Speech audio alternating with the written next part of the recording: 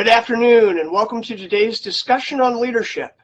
This is the 2024 Outstanding Business Leader Virtual Symposium. I am Professor Jim Hopp and it is my pleasure to serve as our moderator this afternoon. I am the Department Chair for Entrepreneurship and I'm in my 15th year as a full-time faculty member at Northwood University. Thank you for joining us on this Valentine's Day. We have invited this incredible class of 2024 Outstanding Leader Honorees to share their thoughts about their leadership journey with us. We are pleased to introduce them to our Northwood students, staff, and community members. First, I'd like to share a little bit of information about the Outstanding Business Leader Awards, more affectionately known on campus as the OBL Award. The Outstanding Business Leader Awards are presented by the Northwood University Board of Trustees. Each recipient is selected on the basis of their personal achievement that exemplifies the unique philosophy of Northwood University.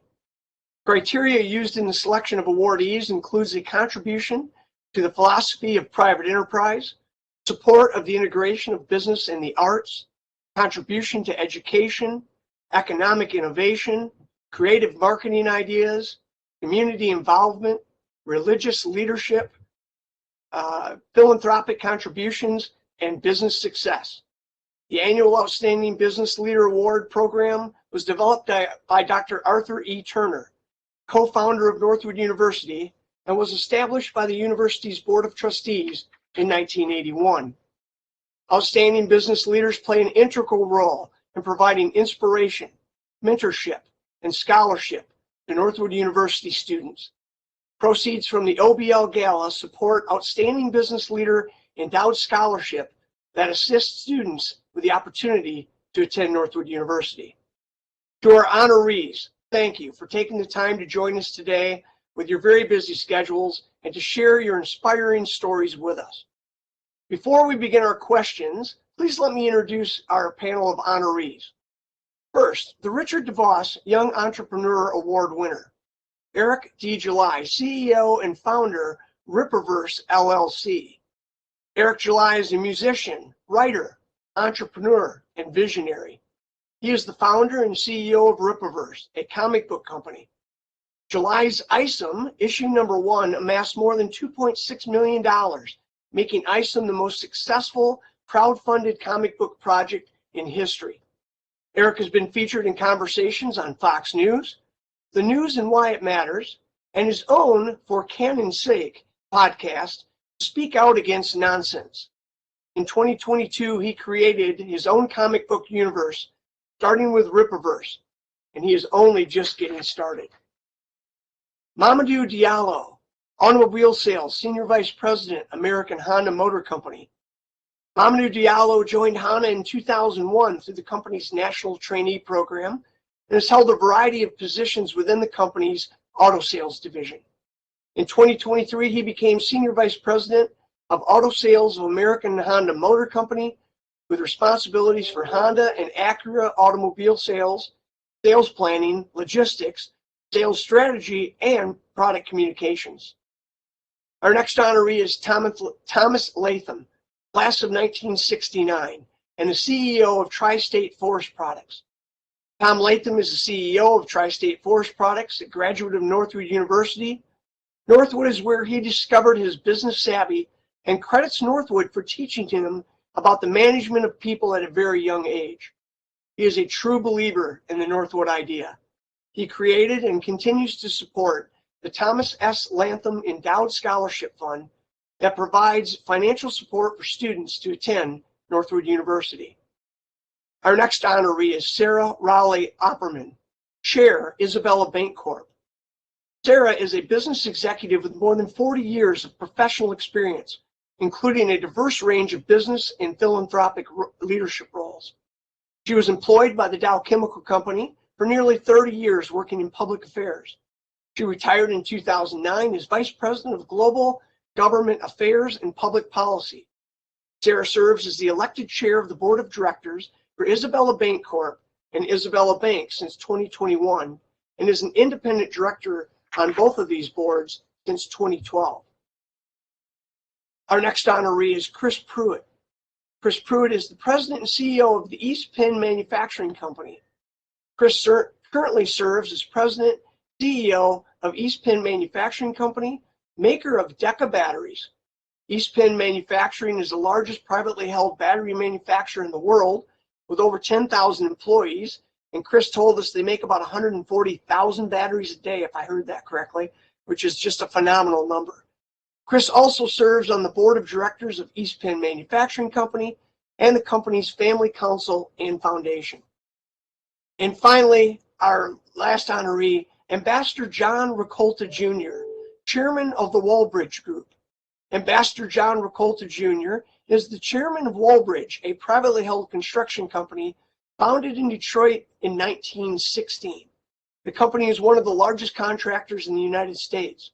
He is the former U.S. ambassador to the United Arab Emirates and the Commissioner General of Expo Dubai 2020, having served from 2019 to 2021. He played a hands-on role in the diplomatic breakthrough between Israel and UAE, serving as a go-between in the delicate negotiations resulting in the historic signing of the Abraham Accords. The groundbreaking accords forged the foundation for normalization of diplomatic relations across the region, resulting in more Middle East peace agreements signed in 5 months than had been signed in the previous 25 years. Thank you all for being here. To all of our honorees, you have incredible backgrounds and I'm sure incredible stories to share with us. Let's go ahead and hear about their stories. All right, I am pleased to introduce our first outstanding business leader. Again, he is the recipient of the Richard DeVos Young Entrepreneur Award. Eric July, let's begin with you. And here's your first question. Under the term dreams, this is a 4-part question, so do your best to answer all 4 parts. What were your dreams when you were in elementary, middle, or high school? What did you want to be? Are you currently doing that? And how does your life compare to what you thought it would be?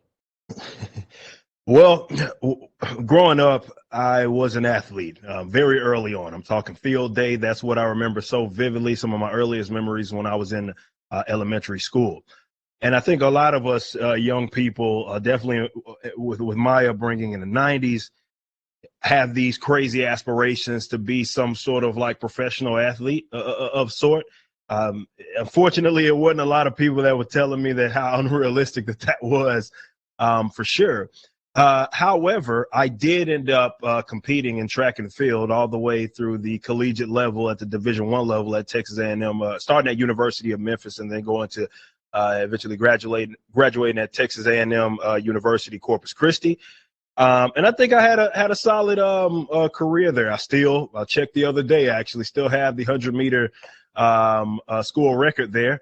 And I thought that at some point I was going to end up doing that. And then as I aged, it became a reality that wasn't something that I was going to be able to do, and making it to the collegiate level was still something great. However, speaking of some sort, I kind of picked that knack up very early on as well, speaking in the church, doing Easter speeches and whatnot. So I did feel that was going to be my calling, doing some sort of public speaking. And I did not think it would be like it is now, where I'm entirely self-employed, and now having the blessing of being able to bring other people into the fold, employing dozens of people in an entertainment asset as well. I didn't see that coming. It's just funny how God works and being in this position, but it certainly is a blessing, and it's not anything that I take for granted, because it took a lot of work to get there. But the ultimate blessing is just being able to give awesome people a good paying job. So not necessarily how I saw it happening, but that's how it happened, and I love it. Thank you, Eric. I think what's really cool is the American dream still exists. It's different for everyone, but we all, with the free enterprise system, have an opportunity to meet those dreams. So continued progress towards your dreams. Thank you. Mamadou Diallo, you're next. The term of your question is inspiration. who in your life has inspired you? Let me make sure I'm not muted first. Thank you, Jim, for the question. Before I begin answering that question, reiterate how honored, privileged I am to be part of and associated with Northwood University. As you can imagine, working in the automotive industry, a lot of folks that I work with either gone to Northwood or have some sort of affiliation. So it's fantastic to be here today. From an inspiration standpoint, just like Ambassador Rakolta, I grew up with a dad that was an ambassador. So pretty much moved every 3-4 years throughout my entire childhood. I'm originally from Mali, West Africa, in case you haven't noticed my accent yet. But growing up, I saw what my dad was doing and the important work, just like our ambassador here did for the U.S. That inspired me to want to also be an international man.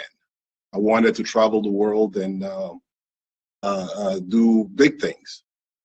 Certainly, the work ethic he displayed throughout my entire childhood was a true inspiration to me. And, you know, I ended up in the car business, truly by accident. But this is something that I absolutely don't regret because I couldn't imagine doing anything else. But the true inspiration is really seeing how it could affect people daily. By living in various posts and having citizens living in those places and the role he played in different challenges that were thrown his way on a single day basis and seeing how he dealt with people, that was the true inspiration for me to want to be in a business that also involved interaction and trying to better our community and society overall. So I know it's kind of the cliche answer, your dad, but it truly is. Thank you, Mamadou. I think we can all be so blessed to have parents as our inspirations in life. Thomas, you're up next. Thomas, the title of your question is risk-taking. As a successful leader, have you had to take risks in your career? Would you mind sharing an example, including what you learned about yourself? Well, I talked to you at the class. Can you guys hear me or not? And I started my company in 1999. I had a major partner with me, and we bought them out in 2006 because my goal was to grow. Their goal was we just didn't get along. So they made 6.5 times their investment in 6 years. And in 2007 through 2011, we expanded with 4 distribution centers, 3 of them in Michigan, which Michigan in 08, 09 were not good years, 10. My CFO was against me. The banks didn't want me to do it. The economist said I'm a fool. But thank God I did it because we're where we are today because of that. And my only advice is sometimes when things look bad, and you want to expand the business, that might be the best time to do it. Number one, you could buy properties cheap. Prices were low. We've grown to, we have 230 employees today, and we're a $400 million privately owned company. So, and we're in the building distribution business, and that's been some changes with, we don't sell contractors, strictly retailers. The Wallbridge Company, I'm familiar with that name. I guess what I'm saying is when everybody says don't do something, because if we wouldn't have done that then and tried to do it when the economy recovered, we probably couldn't have done it. So, and the banks actually came in 08 and told me that I wasn't going to make it. So I said, you don't know me very well. So we did make it. We never missed a covenant. So as long as we were living within our guidelines, we could expand. So I don't know what the business, but sometimes you need to look at the surroundings and say, I know it's tough, but this is the time to move. So that would be what I'd have to say. So, thank you. Thank you, Thomas. Certainly without risk comes no reward. So we're certainly happy that you took the risk and you've continued to build your company. Sarah, you're up next. And the title of your question is going to be Finding a Mentor. Please share if you have or currently have a mentor. How did that relationship come about? And what was the most helpful about having a mentor? You know, it's interesting that our family so often is our core. And for me, my first mentor, and continues to be my mentor, is my big brother. I hesitate to call him older brother, but my big brother. And he gave me a lot of advice. He was almost 10 years older than me and had seen a lot. And when I had concerns or didn't think I could do something, he pretty much pushed me, as siblings are wont to do. The other was actually when I was at college. It was a student advisor for a student organization I was in. And he was really strong, also kind of pushed me along and made sure I kept on track. He's still a mentor. I'd like to call him a friend as well, but 45 years later, he's still a mentor. And so is my brother, for that matter. So if you think of that old song of keep new friends, but make new friends, but keep the old. One is silver, the other is gold. Those are my gold mentors. Those are those lifelong mentors that stay with you. They know the whole body of work of who you are, what makes you, what drives you, where your insecurities are. And they've got your back forever. Those are the gold ones. But there's also, if I could, the silver. And those are situational, maybe into a new job. And certainly I have had those as well. Senior leaders when I was at Dow that would guide me, that knew the career path and knew steps I should take, sometimes going sideways to go up, that it wasn't a direct path. And so those were also very, very key people for me at different times. They give you perspective. You know, they challenge you. They help you develop skills, really critical along the way. And then if I can add one more before I finish, and that is, we always think about getting a mentor, but I think every one of us starting in college also needs to be a mentor. It's a huge honor. It's a huge responsibility. But it also is critically important, not just to reach aside or behind and help people grow, but, you know, I'm listening to Eric going, I don't know half of what he was talking about. I would love him to mentor me on what a lot of this business is about, because it's new to me. And so we got to look all around and find those mentors who can help you grow and help you develop. And I think that's just as important as having a mentor, is to also be one. Thank you, Sarah. For our Northwood students, it's never too early to find a mentor. And as Sarah said, it's never too early to be a mentor. So look for opportunities, and they can become lifelong friends and very important. Chris, you're up next. And Chris, the title of your question is going to be Moving Up. Has your career been a steady climb up the ladder or a jungle gym? Can you explain your path, including your range of jobs or careers that you've had? Yes, and first and foremost, it's great to be with everybody today, and hope everybody's doing well, and happy Valentine's Day. You know, my career path, first and foremost, I want to say that I never, as I've been in business for 40 years, I never really, even from the start, never really focused on this thing they called the corporate ladder. What I did focus on was trying to do the right things at all times, and the titles and the responsibilities will come.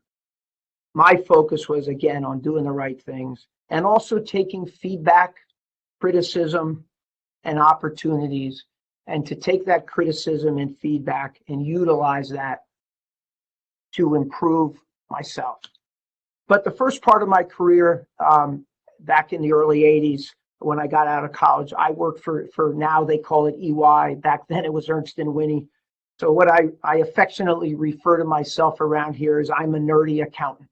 I started out, and I still am an accountant by true heart, but I was with Ernst for 10 years and went through the normal channels of being a staff accountant to a senior accountant to a manager to a senior manager, which are the normal. So that was extremely normal. And then I was there for 10 years. I made it to senior manager. And then in 1994, I came to East Penn, and I came in as the controller. And so Ernst was very normal. Being here at East Penn has been, I'll call it a wild ride, because I truly went from being an accountant to getting involved in so many different things. And what I attribute this transition from going to being at Ernst to East Penn is the experience that I got through public accounting was invaluable to leading me into what I've done here at East Penn.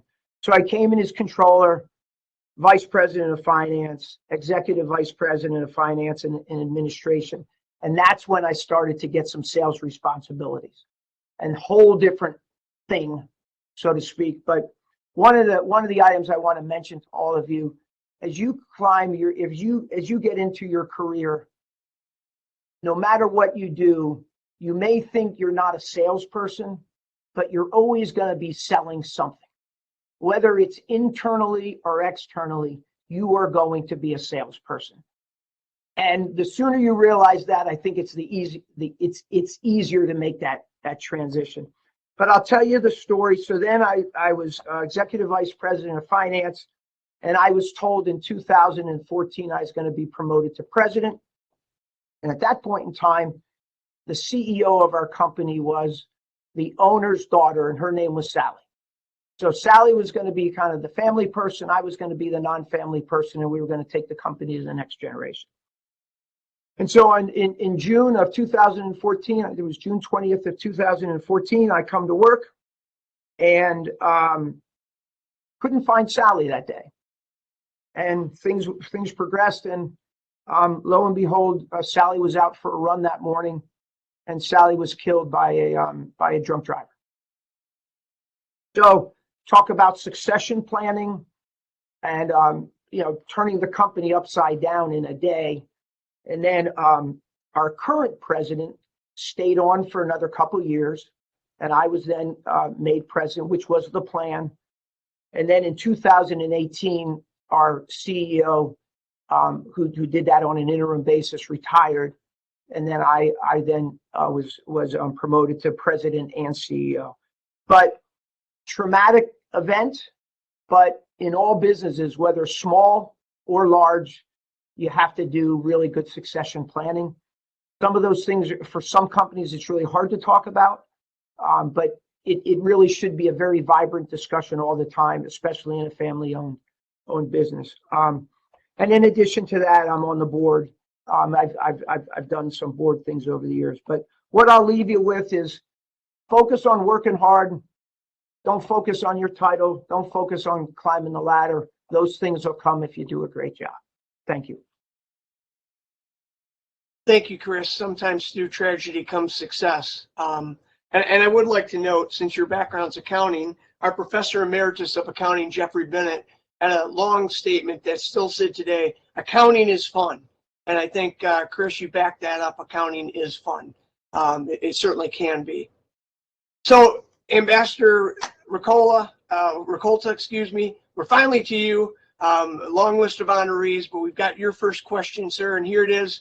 The title is Your Definition of Success, and the question is simple. How do you define success?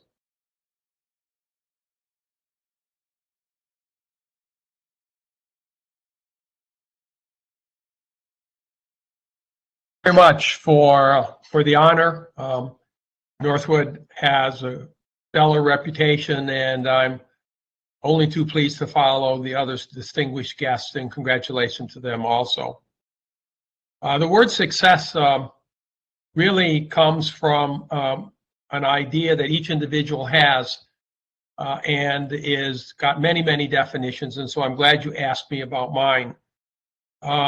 My definition is not wrapped up in material goods or succession or climbing the corporate ladder.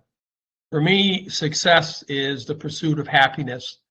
And that pursuit is my own well-being and contentment that comes from my life and my interaction with my family members, my friends, and finally, service to all of mankind. I think I'm probably one of the oldest of your honorees here. I'm 76 years old. I've had a lot of life experiences and have found that memories, networking, relationships, to me, really define success. And in fact, all of those are a key ingredient into what you might define as my material success in the world. That success was in full display, those kind of relationships and a set of core values that I hold dear to my heart in my ambassadorship to the UAE. The Middle East is a region filled with strife and hate and all kind of violence, and to try to bridge the divide between peoples who all stem from Prophet Abraham, essentially have the same values, was really a life lesson that underscored my own journey through my appreciation of the softer characteristics of life. So that's how I define success, not how much money you make or how many goods and cars and houses you might accumulate, but rather the imprint that you make on mankind in the latter years of your life. Thank you, Ambassador, and thank you for your service. Taking time away from your work to go and represent the United States in the UAE, very much appreciated. Thank you. All right, we're going to go back around and hit round two. So, Eric, you're back up. Here we go, round two. The title of your question is risk-taking. Yep, that's a common theme among entrepreneurs. And here's your question. As a successful leader, have you had to take a risk in your career? And would you mind sharing an example, including what you did learn about yourself in that risk-taking? Yes. So the start of my comic book company, I've said this publicly before, it was the greatest risk that I have ever taken. And it could have went an entirely different way. Now, when we initially launched this thing, or let's go actually a couple of years back, as I've theorized it, I put it out in the public saying, hey, I might start my own comic book company, which was sort of my way of holding myself accountable there.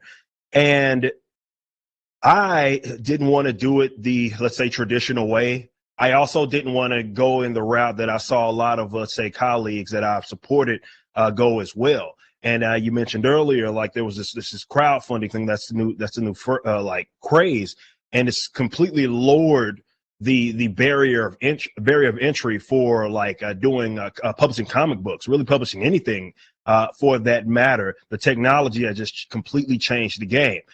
And I didn't, again, want to go the more traditional route that we see with book publication and everything. I wanted to do it my own way. So I ended up initially investing almost $300,000 or so of my own money to get this thing off the ground. And that was everything. That was paying my artist. That was paying to get it printed. That was paying for my initial warehouse and everything that was associated with it, employees and what have you. And that was a major risk. I'm having to justify this stuff, obviously, with my wife saying I've saved all this money, but I do believe that it is going to be a payoff. This is something that I'm very passionate about. And considering the overall state of comics, this was going to be something that I thought had a great payoff because the demand was there. And it did. Obviously, did I expect it to get almost $4 million? Absolutely not. But it did. And it was a great risk, and I don't think that we're in this position if we don't take the risks that we took.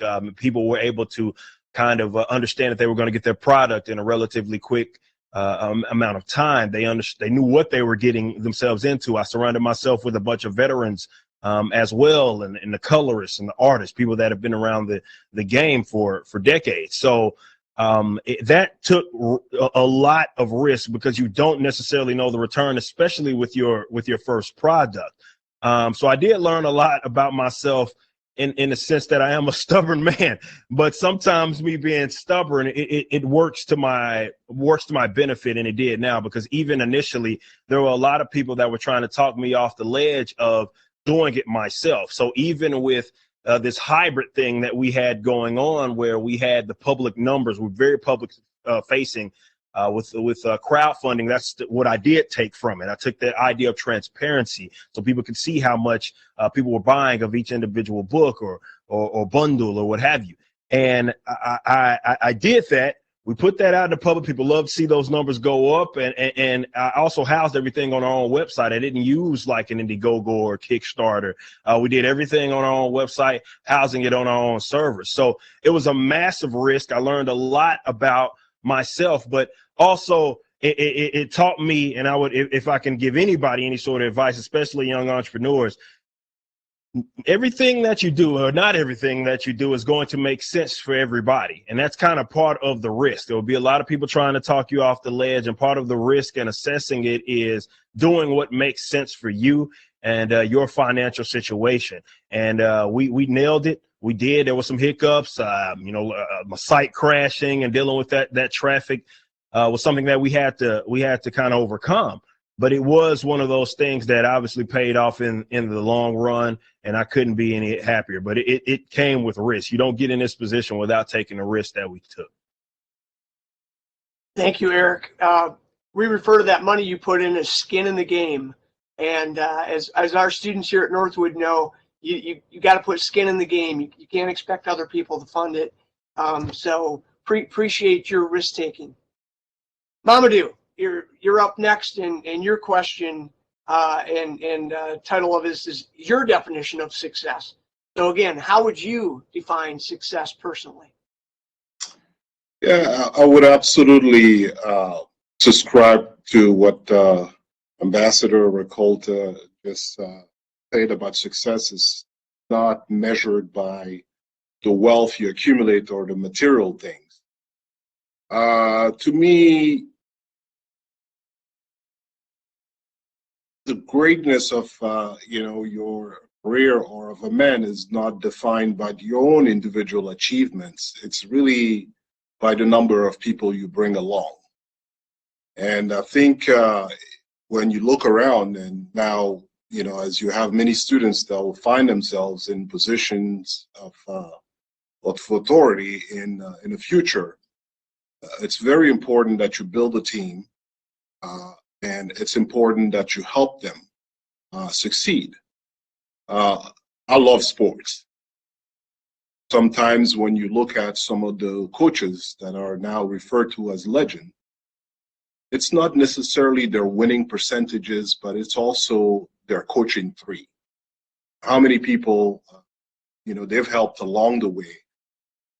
And to me, nothing brings greater joy when I walk around this building here and see how many people I've been able to touch and how many families I've been able to, basically grow as a result of helping people along the way. And I think that gives me more satisfaction than any monetary or material things in general.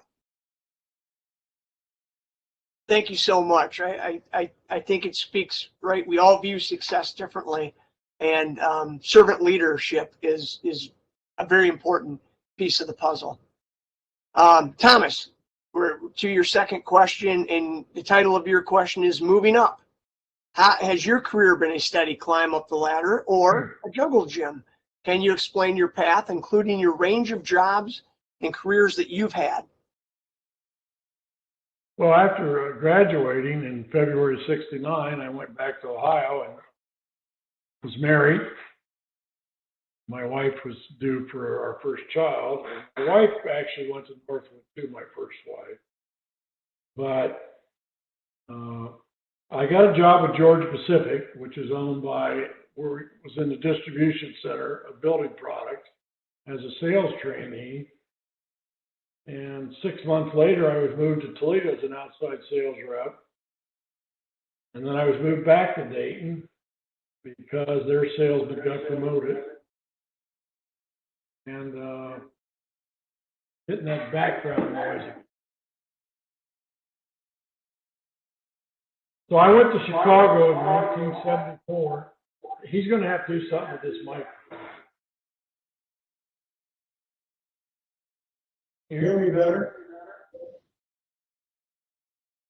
Still getting a little bit of echo, but go ahead, Tom. We can still hear you. The hearing was I moved to Chicago as an assistant to a manager in 1974 at Grand Rapids.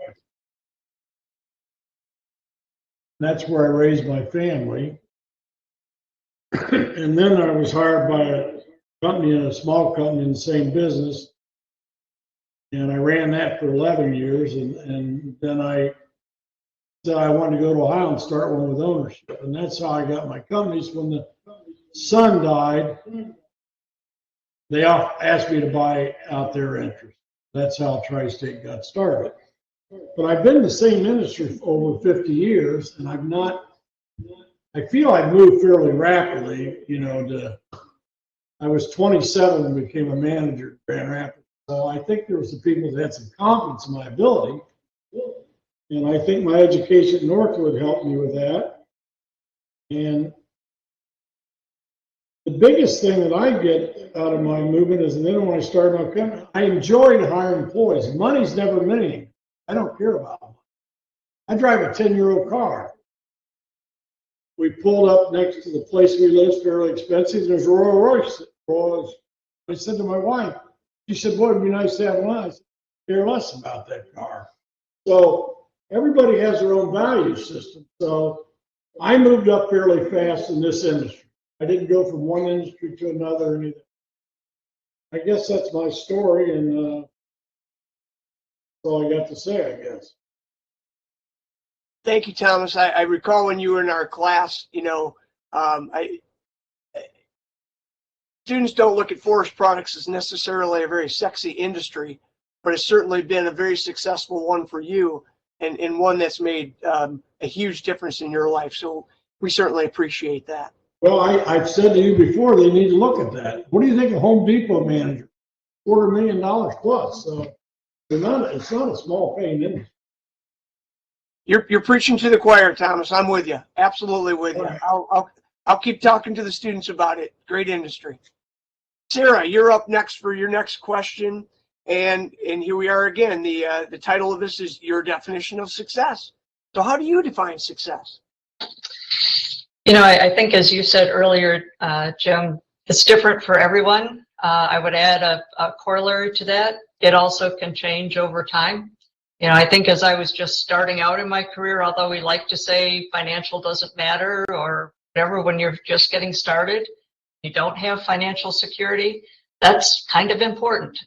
So, as you're starting, that physical security, financial stability, those are important. And then again, throughout your life, your family, your faith, your work, all of those are what drive your feelings of success and give you the grounding. So for me, I guess as I look over my career and then my professional changes that I've gone through over the past years, there's been a few that have continued to resonate for me. And one is making a difference. My need to contribute. I was given some set of skills, some capacity and capability, and I feel a strong need to give back and to contribute. So that drives me. And if I feel like I'm not making a contribution, then I'm probably going to get out of it and go do something else. The second is to leave everything you touch, whether that's an organization, a person, the environment, to leave it better than you found it. And if we can do that, then we've made a difference. And again, that goes back to making that contribution. But to leave everything you touch better than you found it, that to me is success. And then the third, and it's tied to this, and maybe it's more looking back rather than an active, and that's to be respected and valued for what it is you do contribute, and that by those who matter. And again, that can be your family, it can be your peer group, it can be your community, but that only comes from making a difference, from making a true contribution. That's what we're here for at the end of the day. Thank you, Sarah. Well stated. And I love it. You always have like 3 points. So you're really good with 1, 2, and 3. It probably goes back to your background with Dow and being in communication. So excellent. Chris, you're next up. And yep, we're on this theme. With a slight change, we're going to call this one Characteristics of Success. So what characteristics, traits do you value in successful people? And can you explain your thoughts for the audience? So this is really your sort of view of what it takes for others to be successful is how I'm reading that question. Okay. Couple things. I like to use this term emotional intelligence. Everybody from Northwood is smart. I'm confident of that. However, something that I would, and I've developed this over time, is having emotional intelligence. And what do I mean by that? Jim, you used the term before, servant leadership. And as we all grow up and we all mature and we all go through these things in life, I've realized early on that it's not about you when you're running a company. It's about others. The decisions you're making are not about you. It's about your customer. It's about your employees. It's about your community. And so a characteristic of not having this big ego and really listening to your stakeholders, some of those being primarily your customers and your employees. It's already been mentioned, but I'll say it again in maybe a different way. People that I found successful over the years give their time, their talent, and their treasure. And very, very important. And that's going to change over time. When you're first starting out your career, probably you're not going to be able to give a lot of treasure, but you'll be able to give time. Oh, I don't have enough time. That's just an excuse. You can make the time to give to the local United Way or to the local food bank. You can make that time if you plan accordingly. So giving your time, talent, and treasure. Other characteristics, I think in today's, we tend to overthink things. And I learned from our owner, common sense today is not so common. And so working on just having good common sense is another characteristic. I wrote down a couple of other things: being reliable, being present, discipline, having good discipline, confidence, and also being drama-free are some of the other characteristics that I put down here as far as successful traits. Thank you, Chris. I'm 100% certain that our students are listening, but I certainly hope they were listening to that, because those were some very sage words. We don't have enough common sense, and we certainly need to see more of that. Ambassador Ricolta, it's your turn, and we're really following a theme here. So these were the questions you guys provided, and I love the fact that you guys are really on the same wavelength as we're looking at answering these. And the title of your question is risk-taking. As a successful leader, have you had to take risks in your career? Would you mind sharing an example, including what you did learn about yourself? Well, thank you again for the question. What I learned was that risk is present in virtually everything we do in life. You know, really is defined as the outcomes that could potentially impact the decisions that you make, both good and bad. And I don't think we talk enough about risk and all of its characteristics in any part of life. I mean, it's one of those kind of subjects that each person is sort of left to define and to figure out how to manage it themselves. And that was certainly my case. And it wasn't until I got in business that I really comprehended the various risks that were presented to me and how they worked out. All leaders really have to have two things. One, they have to have a vision of the future and what they're trying to accomplish, because change is the innovative part of life that brings continuous improvement.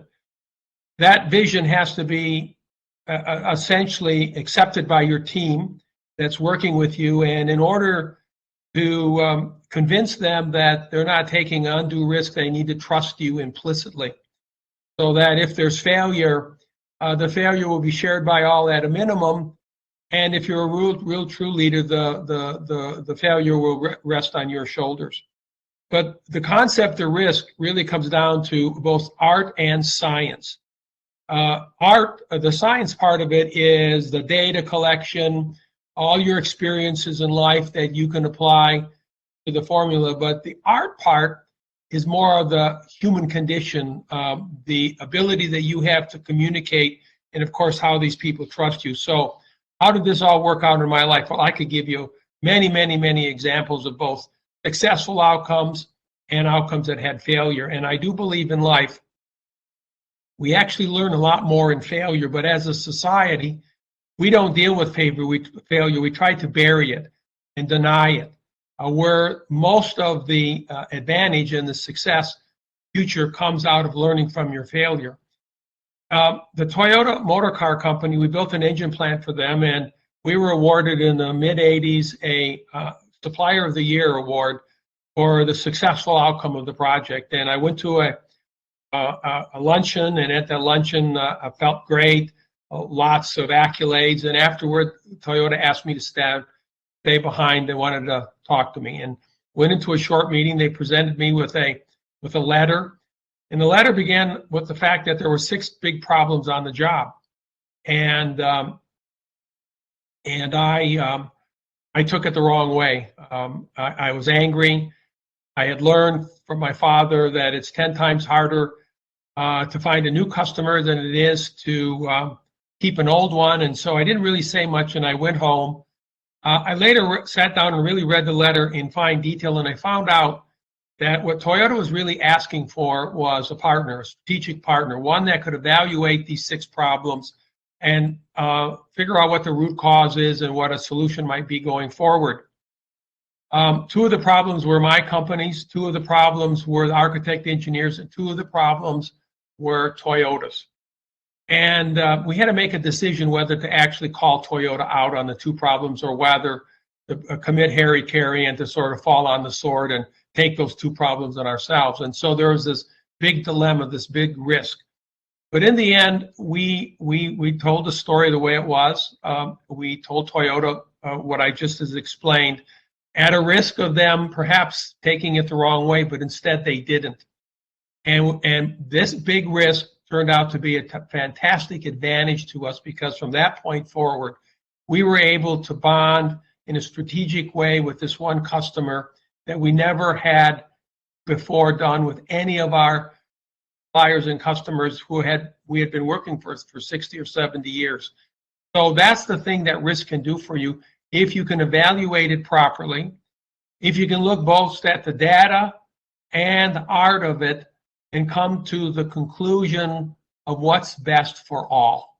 And I think that's the bottom line out of risk, that you'll always succeed, even though it might seem like failure, if what you're trying to accomplish is for the good of all. Thank you. Well stated. It's overused, but a win-win situation is what we all strive for in the business world.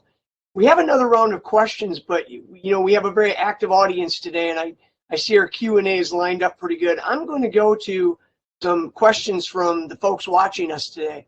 They've been listening to your comments, and so some of these might be specific to an individual. If so, I'll note that, and some could just be answered by any of you. So let's give it a shot here. So the first one's for anyone who would like to answer, and it says, what piece of advice would you give to yourself as a college student? So go back in time, you now know what you know. What advice would you give to yourself as a college student?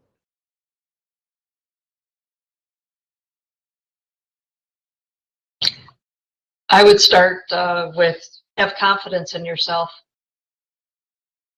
And I guess as a college student, I was insecure, wasn't sure what I didn't know, what I did know. I And I think just have confidence. That confidence comes from being competent. Obviously, that's not blind confidence, but then, stand up for yourself, believe in yourself. And that's, for me, at age 20 or 21, that would have been huge. Yeah, you're learning. I would say pursue something that you entirely enjoy. Work can be hard and long, but if you have a passion and you love something, you should be following that with as much vigor and drive as you possibly can. Go ahead, Chris. Your learning journey is not over, it's just beginning. Yeah, I would also add that, we all have an image of who we want to be and where we'd like to see our career. But it's amazing sometimes, you have all of these ideals when you're in college and then you graduate. And, as Chris was saying, he was an accountant and now he's doing sales, essentially. I mean, we're all doing sales at some point in our lives, but you just never know where the opportunities are going to take you. So stay open-minded and, just follow your passion.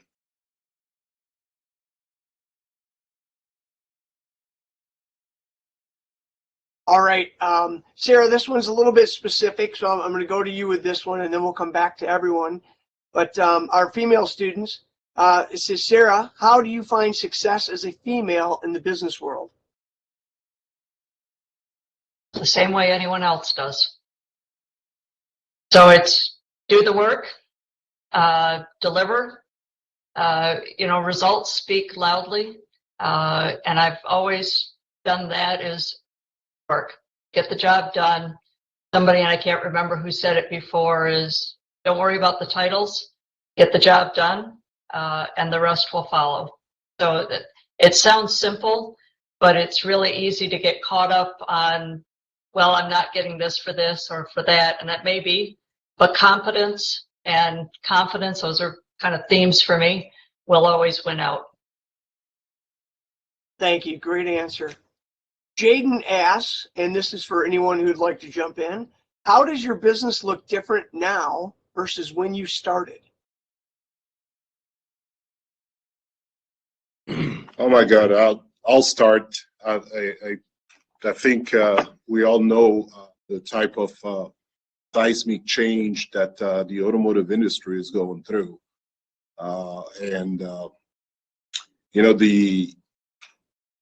The change from internal combustion engine to now a move towards a battery electric vehicle is a reality. Unfortunately, it's been politicized, but the reality is that this is an area that most OEMs have heavily invested in. I'd like to say that train has already left the station. We have billions of dollars invested. So certainly for all of us, and specifically for Honda, for example, the one thing we're known for is that we're the best combustion engine company in the world. That's what we like to pride ourselves. Whether you're talking about lawnmowers to jet, we make engines and they're the most reliable. So now going to battery electric vehicles, well, that competitive advantage that you believe you had throughout your whole career is gone. Now you're starting now with all these startup companies and trying to figure out what your true value is in this landscape. So I think for us, that is the biggest change in our landscape. But you have to be willing to adapt. And if I can just provide a word of advice to the students that are still listening to us, is that in life you sort of have to be, I guess, ambidextrous. You have to find a way to continue to do well what you've done well for a long time, but you have to be also willing to explore. And I think that most organizations, at least in the automotive environment, are going through more of the exploration phase. How could they bring a vehicle that provides more value even though now we have sort of the same powertrain. So that would be sort of my advice to all the students. Thank you. Anybody else would like to comment? I'll just, this house goes and shows us how old many of us are on the phone, or mature, I should say. Just think of a world when we were growing up and we were all getting into business. Computers were relatively, really small, didn't have cell phones, didn't have all these apps. And so the one thing that I would say is the velocity and the speed of business has changed so dramatically from when, I'm going to say, when I first started. And that has created a lot of opportunity, a lot of great things. But the thing that it hasn't created is you're on 24/7, and it creates a balancing act. And we all have had to manage this and learn from it. But the speed of business has just changed so dramatically. In addition to so many things within a business, but that's one thing that comes to mind, Jim, when you bring out that question. So we're almost out of time. I've got one more question.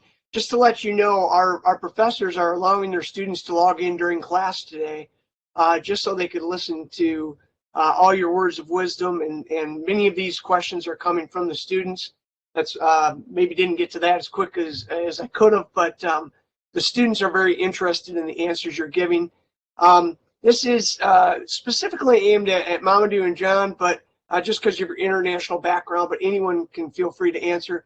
Mamadou and John specifically, you bring a wonderful personal history blessed by international experiences. What is your best advice for students who aspire to lead global enterprises?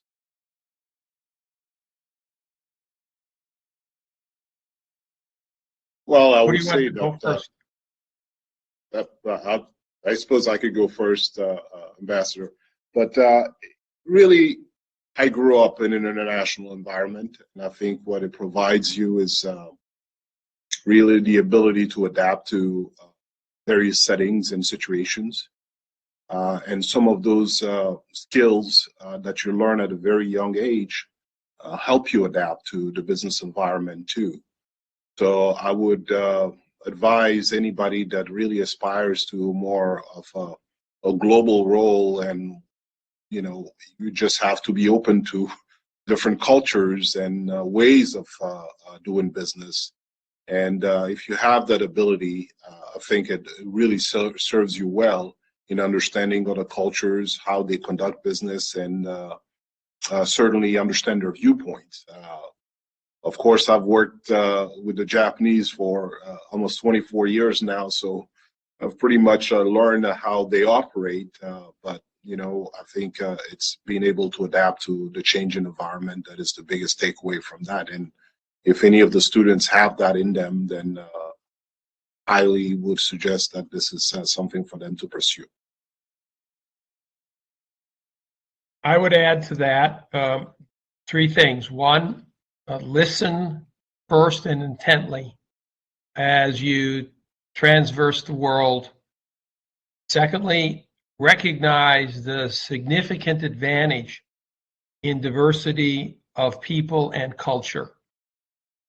We don't have all the answers on this side of the pond. You will find that given the opportunity, there are solutions from all over the world. And finally, I would say show deep respect for those who have both differing of opinions and even in situations that you don't particularly care for. People are proud of their culture, of their habits, of their food, of their customs, and showing respect for those and why they exist will go a long way toward your being accepted in all places of our great globe. Wow, what a great hour of wisdom and insight. The time always flies by. You think an hour is going to be a long time, but we really rolled through it. Students, I know I didn't get to all your questions. But hopefully you heard some great insight from our panelists today. We appreciate your inspiring stories and words of encouragement. As our students look forward to their careers in the business world, they can look to you as examples of what they would like to become. To our audience, thank you for joining Northwood University and our 2024 Outstanding Business Leader Honorees. We look forward to seeing you at the Outstanding Business Leader Awards Gala, April 6, 2024, at the Henry Ford Museum in Dearborn, Michigan. Please visit our website for more information at www.northwood.edu/OBL, or you can scan the link that Dan's going to put up on your screen. If you want to hear more about these folks, come on down to the event. It's terrific. It's unbelievable. You'll never want to miss it again, and you'll get to see and hear even more insight into what these leaders have brought to both their jobs, their communities, their families. Again, we appreciate you guys so much for taking the time today, and please have a happy Valentine's Day.